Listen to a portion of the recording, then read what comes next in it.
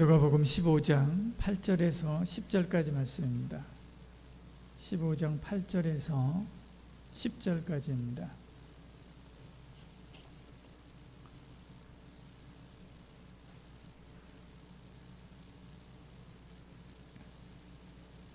같이 읽겠습니다. 어떤 여자가 10드라크마가 있는데 하나를 잃으면 등불을 켜고 집을 쓸며 찾아내기까지 부지런히 찾지 아니하겠느냐. 또 찾아낸즉 벗과 이웃을 불러 모으고 말하되 나와 함께 즐기자. 이런 드라크마를 찾아내어노라 하리라. 내가 너희에게 이르노니 이와 같이 죄인 한 사람이 회개하면 하나님의 사자들 앞에 기쁨이 되느니라. 아멘. 새해 첫 주입니다. 여러분 새해 복 많이 받으시길 바랍니다. 얼마 전에 지갑을 사무실에다 놓고 한참을 찾은 적이 있습니다. 자동차로 갔다가 사무실로 갔다가 집으로 갔다가 이 전체를 한 바퀴 돌면 한참 걸리잖아요.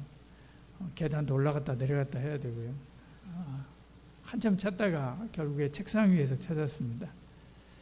여러분도 마찬가지로 집 안에서 물건을 잃어버린 적이 있죠. 분명히 방금까지 얼마 전까지 손에 있었습니다. 그런데 사라져 버렸죠. 평소에는 늘 눈에 밟히고 굴러다니던 것인데도 꼭 쓰려고 하면 안 보일 때들이 있습니다. 그렇다고 해서 밖에 나간 것도 아니고요. 가방도 그대로 있고 그런데 보이지 않는 것이죠. 그때 정말 답답합니다. 오늘 이렇듯 소리 소문 없이 사라져버린 동전, 그 동전에 관한 말씀입니다. 우리가 지난 시간에 보았듯이 누가복음 15장은 수군거림에서 시작됩니다. 세례와 조인이 예수님 말씀을 들으러 가까이 나왔습니다. 그래서 바리새인과 서기관들이 수군거렸죠. 이 사람이 주인을 영접하고 그들과 함께 음식 먹는다라고 하면서 수군거리고 있는 것이죠. 예수님께서는 그 수군거리는 사람들에게 세 가지 비유를 한 흐름으로 말씀합니다. 잃은 양은 들판에서 잃어버렸죠. 잃은 동전은 집 안에서 잃어버립니다. 잃은 아들은 먼 나라에서 잃어버리게 됐죠. 그렇지만 핵심은 하나죠. 하나님은 잃은 자를 찾으신다라고 하는 것입니다. 하나님은 그들의 회복을 기뻐하십니다. 그리고 그 기쁨으로 저와 여러분을 초대하는 것입니다. 그리고 우리와 함께 기뻐하고 즐거워하자 말씀하는 것이죠. 오늘은 그 중에 두 번째 비유, 잃어버린 동전에 관한 말씀입니다. 이것은 집안에서 잃어버린 동전, 집안에서 잃어버린 영혼, 집 안에서 잃어버린 믿음, 이것을 말씀하는 것이죠. 집 안에서도 조용히 잃어버릴 수 있습니다. 8절에 이렇게 말씀하지요. 어떤 여자가 10드라크마가 있는데 하나를 잃으면 등불을 켜고 집을 쓸며 찾아내기까지 부지런히 찾지 아니하겠느냐 말씀합니다. 드라크마는 당시에 통용되던 동전이 있지요. 10개 중에 하나가 사라졌습니다. 우리로 말하면 5만 원짜리 지폐가 10장이 있었는데 그 중에 하나를 잃어버린 것이죠. 중요한 것은 장소지요. 장소입니다. 여인이 잃어버린 곳은 집 안입니다. 많은 사람들이 오고 가는 길가가 아니라요. 캄캄한 밤거리가 아니라 집 안, 방 안입니다. 그 시대의 집들은 허술했지요. 대부분은 우리가 이렇게 전등이 있는 것도 아니고요. 실내가 어두웠습니다. 바닥은 지금 우리처럼 이렇게 좋은 장판이 있는 것도 아니고요. 여기저기 틈새들도 많았지요. 동전 하나는 어디쯤 그 틈새 안에 끼어버려도요 잘 찾기가 쉽지 않습니다. 근데 동전이 10개지요. 그 중에 하나를 잃어버려도 금방 알아채기가 쉽지 않습니다. 특별히 동전을 많이 다루는 장사꾼이 아니라고 한다면 세어봐야 알 수 있는 그런 숫자인 것이죠. 집 안에 있으니까 특별한 일이 없으면 딱히 이거 세볼 일도 없지 않습니까? 집에 있으면 여러분 지갑에 있는 돈 세볼 일이 없지 않습니까? 이와 같은 것이지요. 그러니까 잃어버려도 잃어버린 줄 잘 모를 수 있습니다. 오늘 본문에서 이 잃어버린 사람의 잃어버린 동전의 첫 번째 의미는 영혼이죠. 영혼. 그래서 10절에서 그렇게 말씀하지 않습니까? 잃어버린 자를 말씀하는 것입니다. 교회 안에 교우들 중에 눈에 잘 띄지 않는 사람들이 있습니다. 하루 이틀 그냥 우리 공동체 안에 있을 때도, 교회 안에 있을 때도요, 항상 적극적으로 나서지 않기 때문에 눈에 잘 띄지 않습니다. 말도 잘 안 하기 때문에 잘 띄지 않지요. 그러다가 한 주, 두 주 이렇게 빠집니다. 빠져도 잘 우리가 모릅니다. 그래도 이제 알아차리고 무슨 일이 있었느냐 물어보면 다 이런저런 이유들이 다 있습니다. 이유 없지 않습니다. 다 이유가 있습니다. 그러면 이런저런 일 때문에 못 나왔구나 그렇게 생각하게 되죠. 그렇게 한 번 하고 두 번 하고 세 번 하고 네 번 하다가 보면 한 달 빠지고요, 또 두 달 빠지고 그렇게 됩니다. 연초에는 함께 있었던 이들이 연말이 되면 어느샌가 없어졌는데 없어진지도 모르는 거죠. 교우들이 잘 모르는 것입니다. 서서히 뒤로 물러나기 때문에, 그러기 때문에 잘 모르죠. 사라지는지도 모르는 채 사라져버리는 것입니다. 잃어버린 동전과 같은 영혼이죠. 그리고 나중에 뒤늦게 알고 연락을 해도 이미 전화번호가 바뀌었거나 아니면 이사를 갔거나 아니면 어쨌든 연락이 안 되는 그런 경우들이 많이 있습니다. 이렇게 이 잃어버린 영혼이 있을 수 있다는 거죠. 이렇게 공동체 안에서 예수님을 떠나는 사람들 뿐만 아니라 이 말씀을 오늘은 특별히 저와 여러분의 개인 신앙에 한번 비추어 보겠습니다. 우리의 믿음도 마찬가지로 교회 안에서 잃어버릴 수 있습니다. 익숙한 일상에서 잃어버릴 수 있지요. 예배를 드리면서도 잃어버릴 수 있습니다.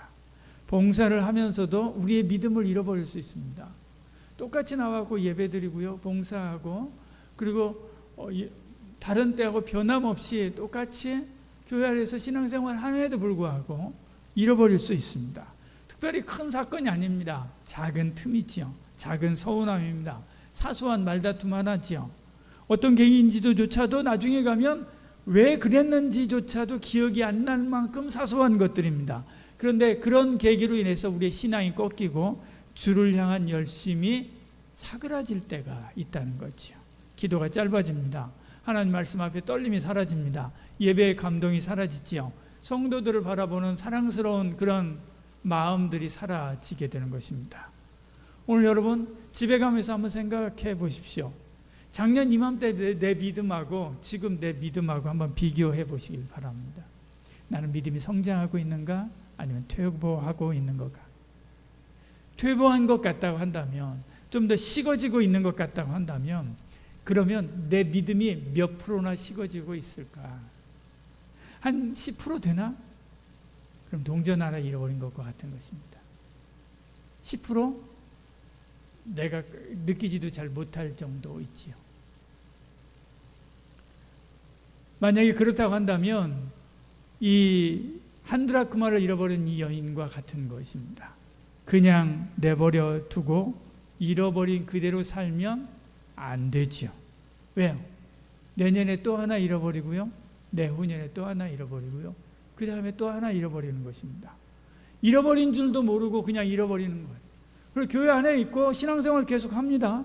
그럼에도 불구하고 나중에는 속에는 믿음이 없는 껍데기 신앙만 가지고 살 때들이 있습니다. 그러다가 정말로 내가 믿음을 써야 될 때, 그때 와서 딱 봤을 때 지갑을 딱 열어봤는데, 동전 주머니를 열어봤는데 하나도 없는 거예요. 빈 껍데기밖에 없는 것이죠. 그래서 갑자기 사고를 당하거나 어려움을 만나거나 힘든 일을 만났을 때 이겨내지 못하는 것입니다. 그냥 그 자리에서 무너지는 거죠.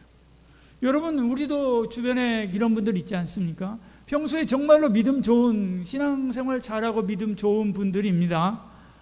교회 안에서 여상하게 변함없이 신앙생활 잘합니다. 근데 어떤 때, 어떤 어려움을 만났을 때 그분이 정말로 생각지도 못할 만큼 어이없이 믿음이 무너지는 것을 볼 때가 있습니다. 왜 그렇습니까? 이래서 그런 것입니다.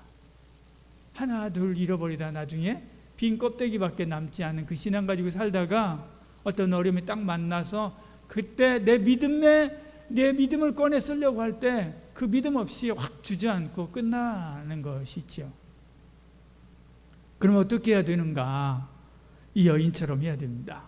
이 여인은 등불을 켜고 집을 쓸며 찾았습니다. 8절 이렇게 말씀하지 않습니까? 부지런히 드라크마 하나를 잃어버리는 등불을 켜고 집을 쓸며 찾아내기까지 한다, 그렇게 말씀합니다. 여인은요, 어둠 속에서 찾지 않았습니다. 등불을 먼저 켭니다. 빛이 없으면 찾을 수 없지요. 여러분, 잃어버린 영혼도 그렇습니다.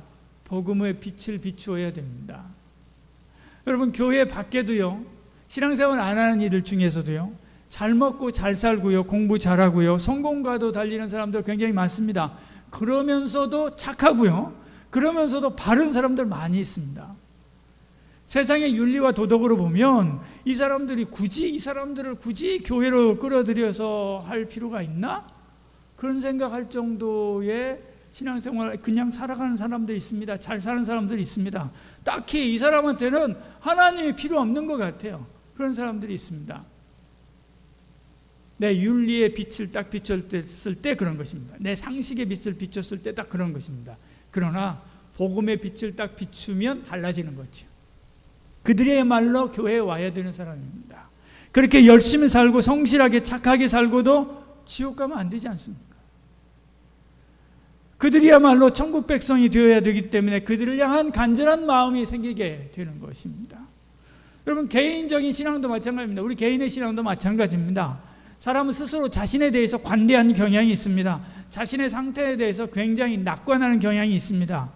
이만하면 내가 잘 살고 있는 거 아닌가? 이만하면 내가 하나님 앞에 그냥 성실하게 신앙생활하고 있는 거 아닌가? 그렇게 생각할 수 있습니다. 그래서 하나님의 말씀으로 비추는 거죠.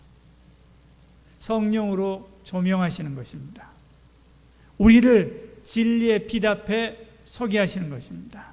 그러면 어둠 속에서도 안 보이던 것들이 보이기 시작하는 것이죠. 먼지가 보입니다. 내 마음속에 있는 먼지가 보입니다. 내 마음속에 있는 구석이 보이는 거죠. 내 안에 있는 죄가 보이는 것입니다. 내 안에 계산하는 마음들이 보이는 것입니다. 내 안에 있는 자기 의가 보이는 것이죠. 그래서 성경 읽으라고 하는 것입니다.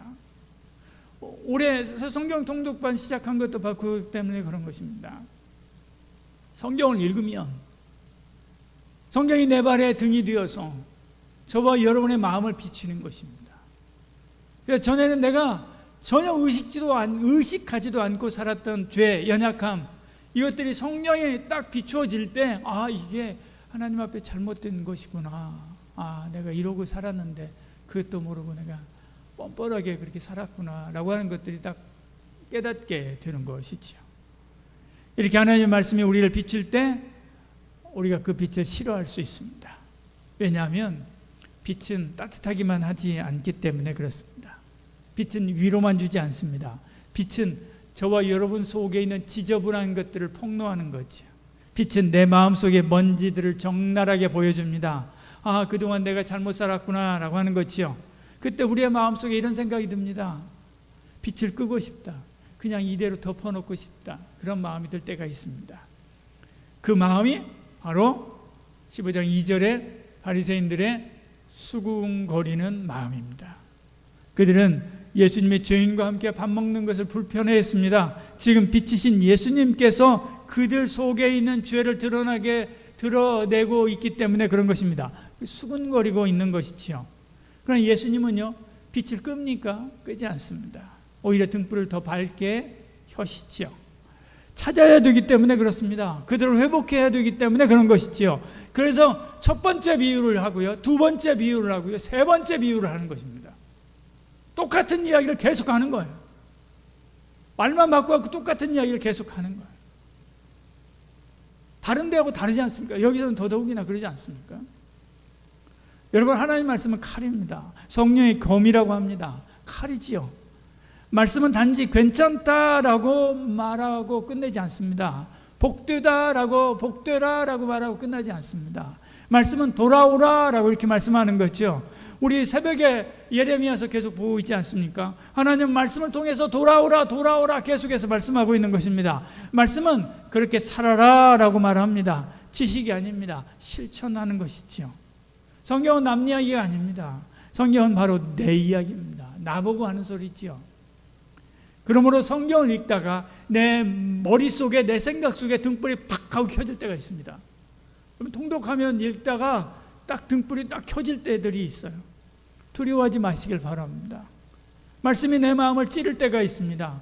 설교 한 문장이 내 마음속을 파고들 때가 있습니다. 귓전을 때릴 때가 있습니다. 기도 중에 갑자기 기도하는 중에 갑자기 내 생각이 딱 멈출 때가 있습니다. 내 죄가 깨달아져서 기도하다가 스스로 자기에게 창피해서 일어날 때가 있습니다. 하나님께서 내 마음을 확 들추기 때문에 그런 것입니다. 나도 덮어놓고 싶은 내 더러운 마음이 드러날 때 가만히 앉아 있을 수 없는 거죠. 그때 벌떡 일어나고 가는 겁니다. 그때 사람들이 생각하죠. 하나님이 나를 책망하시는구나. 예, 물론 책망도 있습니다. 더 중요한 게 있습니다. 하나님이 나를 찾으시는구나. 하나님이 나를 찾으시는 것입니다. 등불은 바로 하나님이 나를 찾으시는 시작입니다. 이럴 때 등불을 켜지고 죄가 보이면, 죄가 내 속에 보이면 가만히 있을 수 없지요. 가만히 있다면 그는 죄를 즐기는 사람이지요. 하나님의 사람이라고 한다면 가만히 있을 수 없습니다. 비를 들고 집을 쓸지요. 회개하는 것입니다. 집을 쓸면 먼지가 납니다. 잠깐 어수선해지지요. 불편해집니다. 그러나 그 불편함은 다 나쁜 것만은 아닙니다. 찾고 있기 때문에 그런 것입니다. 여러분, 우리는 평안함을 좋아합니다. 안정된 분위기를 좋지요. 예, 물론 좋습니다. 그러나 속은 골마 터지는데 괜찮다 하면서 겉에 빨간 양만 바른다고 해서 치료되는 거 아니지요. 아파도 찔러 쪼개여야만 합니다. 그리고 환부를 드러내야 되지요. 더러운 것을 긁어내고 약을 발라야 됩니다. 그래서 하나님은 때로 그 조용함을 깨뜨립니다. 소동을 일으킵니다. 왜요? 찾기 위해서 그런 것입니다. 회복시키기 위해서 그런 것입니다.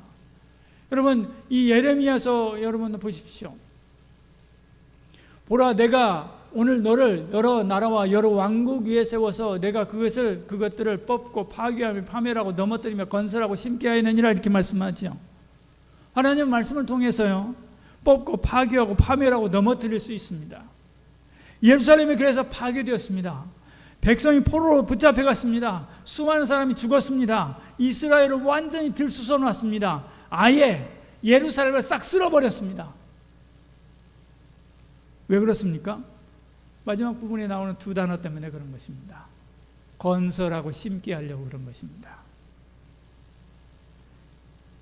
이 비유도 오늘 우리에게 이렇게 말씀하는 것입니다. 잃어버린 자를 찾기 위해서 집을 쓸어야 된다. 분위기가 좀 흐트러져도 괜찮다라고 말하는 것입니다. 먼지가 좀 날려도 괜찮다라고 말씀하는 것입니다. 왜? 찾아야 되는 동전 하나가 있기 때문에 그렇습니다.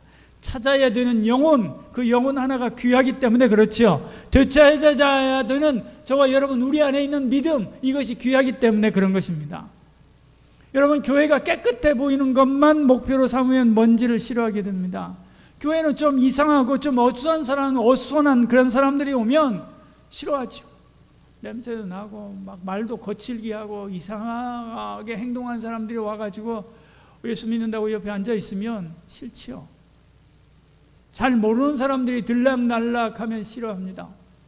그래서 요즘에는 교회도 예배 시간 아니면 뭐 문을 걸어 잠그고 막 그러지 않습니까? 삶이 복잡한 사람들 불편해야 합니다. 그들이 회복 과정에서 일으키는 소란들이 있습니다. 그들이 와가지고 예수님을 믿는다고 해서 하루아침에요, 우리 신기용 집사님처럼 저렇게 변합니까? 안 되지 않습니까? 과정을 밟아갑니다. 하루아침에 변하지 않습니다. 조금씩 바뀌어가요. 근데 그런 사람들이 와가지고 옆에서 있고 자기들끼리도 싸우고 또 우리한테도 시비 걸고 그렇게 싸울 수 있습니다. 별일들이 다 일어납니다. 여러 가지 충돌들이 일어납니다. 그래서 교회는 이런 잡음들, 시끄러운 것들 싫어하죠. 그럼 무엇을 잊습니까? 그러면요, 영원히 동전을 잃어버리는 겁니다. 영원히 영혼을 잃어버리는 것입니다. 영원히요, 저와 여러분 속에 있는 믿음을 잃어버리는 것입니다. 그보다 더 무서운 게 있습니다. 하늘의 기쁨을 잃어버리는 거죠. 여인은 동절을 찾자 벗과 이웃들을 부르지요. 9절에 이렇게 말씀합니다.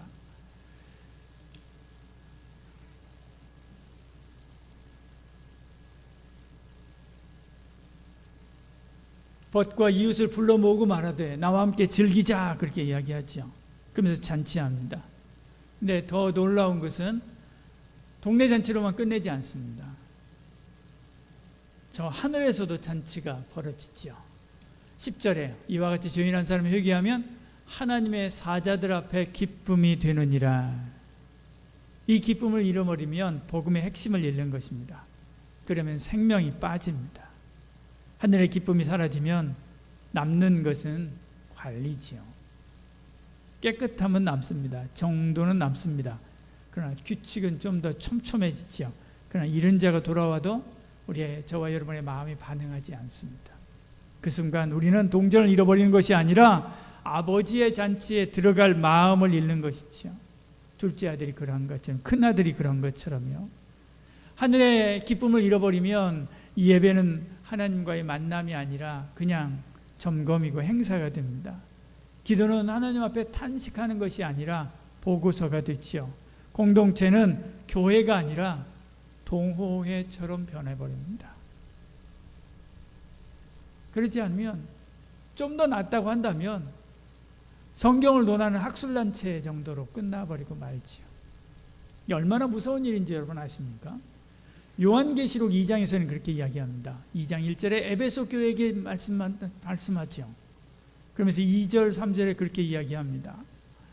내가 악한 자들 용납하지 않은 것을 내가 봤다. 너희들이 정말로 수고하고 충성하고 진리를 파수하려고 했었던 거 내가 안다 라고 하는 이야기를 2절 3절에서 이야기합니다. 그러나 내가 책망할 것이 있다, 그렇게 이야기하죠.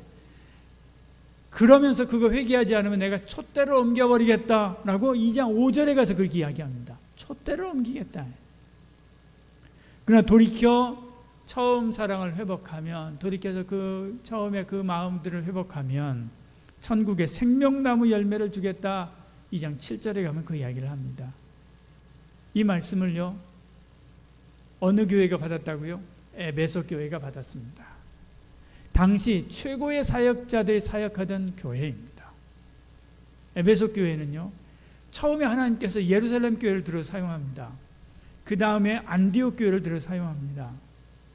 그 다음에 로마 교회를 들어 사용합니다. 그 다음에 에베소 교회를 들어 사용합니다. 에베소 교회는요, 바울이 사역했던 교회입니다. 설교 잘하던 그 아볼로가 사역했던 교회입니다. 나중에 가면요, 전승에 따르면요, 사도 요한도 에베소 교회에 사역했습니다. 이런 쟁쟁한 분들이 사역하던 그 에베소 교회에 하신 말씀입니다. 예배가 없습니다.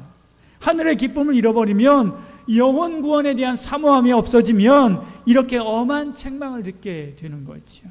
영혼 구원에 집중하고 믿음의 성장을 위해서 애쓰면 저와 여러분, 우리의 손이 번거로워질 수 있습니다. 교회는 들썩이고 그리고 불안정해 보일 수 있습니다. 먼지가 날릴 수 있고요, 회복 과정에서 일어나는 여러 가지 소란도 있을 수 있습니다. 실수도 있고 충돌도 있을 수 있습니다. 그러나 이 모든 소란은 무너짐이 아니라 찾아냄의 소리입니다. 한 영혼을 귀하게 여기기 때문에 집을 쓸고 또 쓰는 것이죠. 그때 교회는 다시 교회가 되는 거지요. 복음은 다시 숨을 쉬게 되는 것입니다. 하늘의 기쁨이 저와 여러분, 우리의 기쁨이 되는 것이죠. 2026년에는 저와 여러분, 우리 교회가 이런 교회가 되기를 축복합니다. 목장에서 영혼 구원과 또 믿음의 성장에 대해서 서로 기뻐하고 즐거워하면서 그런 말씀들을 나누고요, 또 천국에서 우리를 보고 기뻐하는 천사들의 소리가 끊이지 않는 그런 교회가 되기를 소원합니다. 여러분,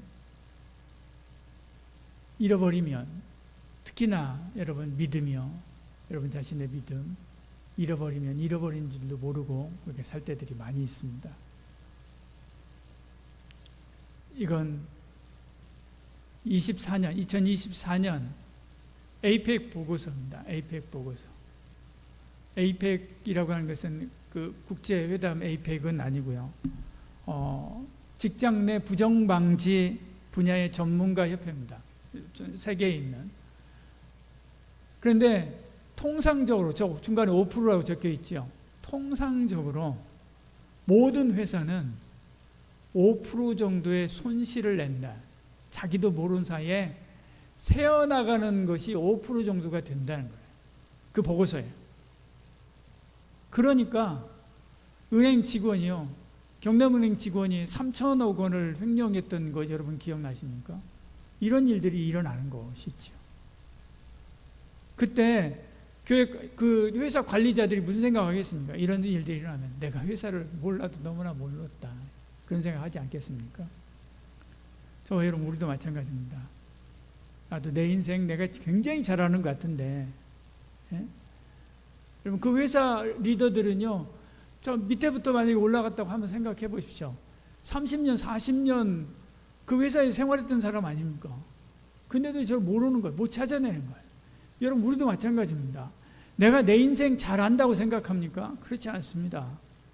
내 신앙 상태 잘 모를 때 굉장히 많습니다. 우리 가정 잘 모르고요. 우리 아들, 딸 내가 어려서부터 기저귀 갈아주면서 키웠는데도 불구하고 몰라요. 모르는 거 굉장히 많습니다. 그때 어떻게 해야 됩니까? 말씀의 등불을 켜야 됩니다. 그리고 쓸어내야 됩니다. 먼지를 털어내야 되지요. 예수님께서 이 일을 위해서 오셨습니다. 인자가 온 것은 잃어버린 자를 찾아 구원하려 함이로다. 그래서 저와 여러분을 얻기 위해서 예수님께서 생명을 잃어버렸지 않습니까? 편안함을 잃어버렸지 않습니까?